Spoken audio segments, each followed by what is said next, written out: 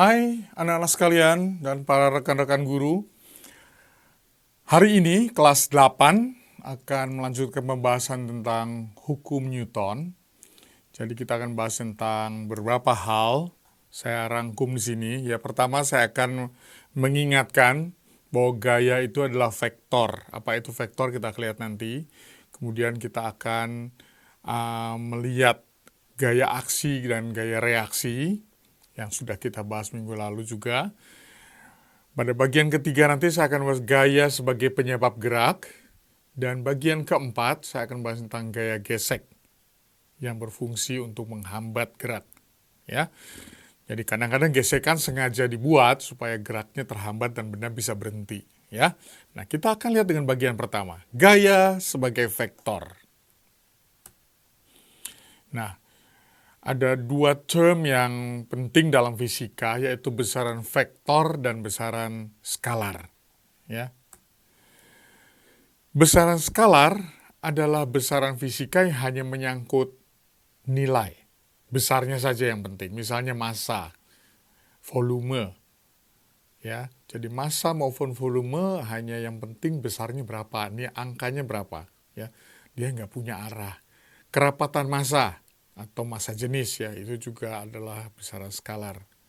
Panjang, satuan panjang juga adalah besaran skalar. Ingat bedanya panjang dengan perpindahan. Perpindahan nanti kita lihat itu vektor ya. Tapi panjangnya panjang meja, panjang pen saya, panjang ruangan, lebar ruangan itu adalah besaran skalar ya.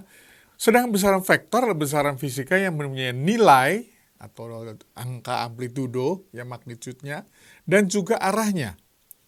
Contohnya adalah perpindahan. Ya, perpindahan harus 100 meter ke utara atau ke selatan beda ya. Perpindahan 100 meter ke kanan dan ke kiri beda. Satuannya antara positif negatif karena ada arahnya itu situ. Kecepatan juga begitu ya. Jadi vektor menyangkut besar dan arah. Kita sebenarnya sudah menggunakannya waktu kita bahas kecepatannya plus dan minus. Minus berarti kecepatannya pada arah berlawanan ya. Nah, kedua hal ini berbeda, maka menjumlahkannya juga perlu kita perhatikan akan berbeda. Itu sebabnya kita bahas pendek saja sekarang apa perbedaannya. Ini menjadi bahasan utama nanti di SMA, sekarang belum ya, tapi kalian perlu tahu bagaimanapun. Nah, apa bedanya vektor dan skalar? Ya. Skalar hanya mengandung nilai saja. Jadi menjumlahkannya seperti aritmatika biasa, 5 tambah 2 adalah 7. 5 tambah 4 adalah 9. 5 tambah 12 adalah 17. Sebaliknya, vektor punya besar dan arah. Maka menjumlahkan dua vektor atau lebih juga perlu mempertimbangkan arahnya masing-masing. Contohnya, di gambar yang pertama itu ada 5, vektor 5 ke atas dan vektor 12 ke kanan. Jumlahnya bukan 17, teman-teman. Ya. Nggak bisa langsung 12 tambah 5 adalah 17. Kenapa? Karena mereka saling membentuk sudut siku-siku. Bagaimana juga kita lihat nanti hal berikutnya.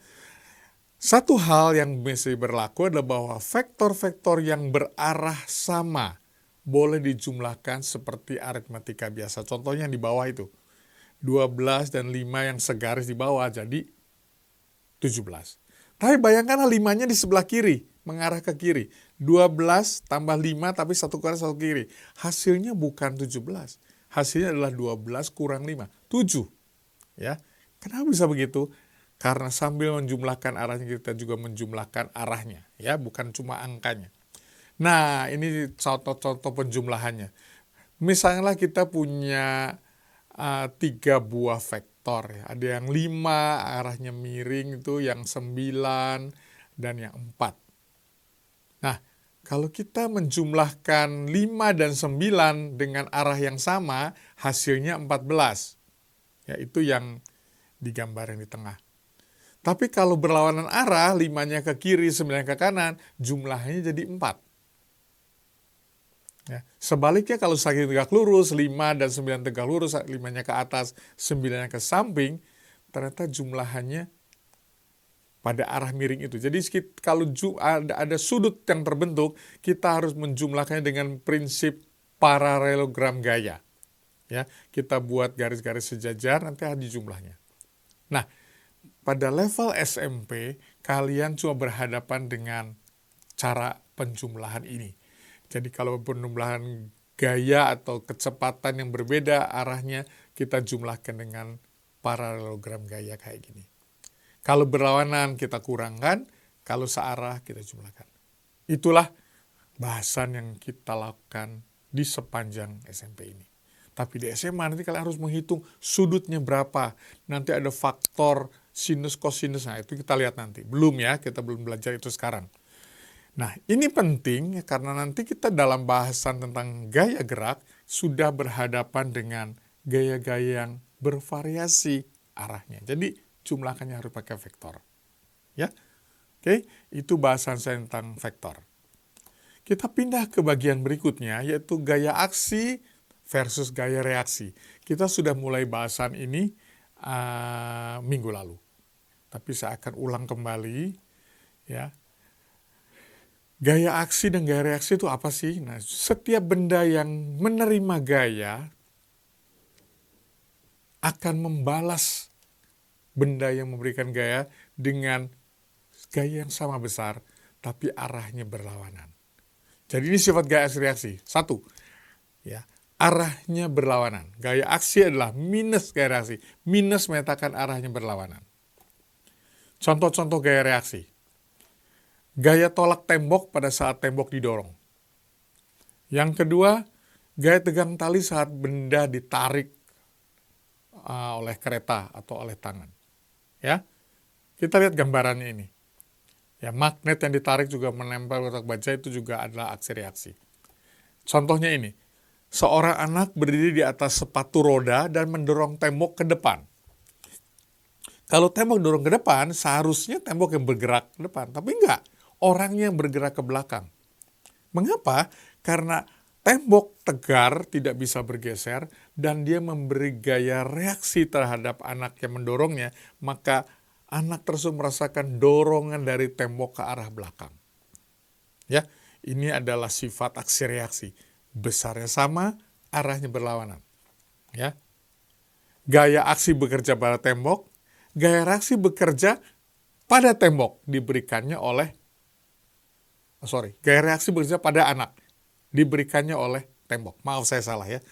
Diberikan oleh tembok, dirasakan oleh anak.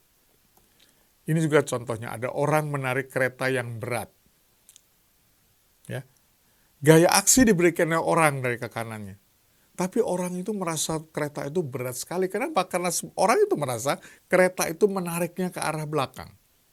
Ya, itu aksi reaksi. Gaya aksi bekerja pada kereta, gaya reaksi bekerja pada orang.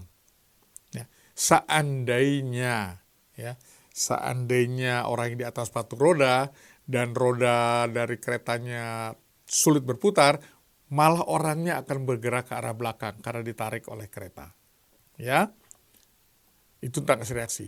Nah, pertanyaannya, apakah pasangan gaya ini aksi reaksi? Ini ada tentang gaya normal ya. Ada gaya berat benda yang ke bawah dan ada gaya normal yang ke atas. Apakah mereka adalah aksi reaksi? Gaya normal adalah gaya tolakan oleh permukaan yang ditekan oleh benda yang berada di atasnya. Nah, sifat gaya normal selalu tegak lurus permukaan kontak. Selalu. Ya. Nah, karena tegak lurus permukaan kontak, jadi dia selalu vertikal ke atas. Seandainya W-nya adalah vertikal ke bawah, seolah-olah ini aksi reaksi. Ya. Tapi, kita pertanyaan ini lebih baik. Apakah N merupakan reaksi terhadap gaya berat? Untuk melihatnya lebih mudah dan mencari apa sifat-sifat gaya aksi reaksi. Ya. N bukan reaksi terhadap gaya berat. Meskipun besarnya sama. Kenapa? Karena gaya normal bekerja pada benda. Dan W, gaya berat, juga bekerja pada benda. Ya, gaya aksi reaksi tadi kita lihat bekerja pada benda yang berbeda. Waktu anak mendorong tembok, gaya reaksi bekerja pada anak. Gaya dorongnya bekerja pada tembok. Tapi di sini gaya normal bekerja pada benda dan gaya berat juga bekerja pada benda.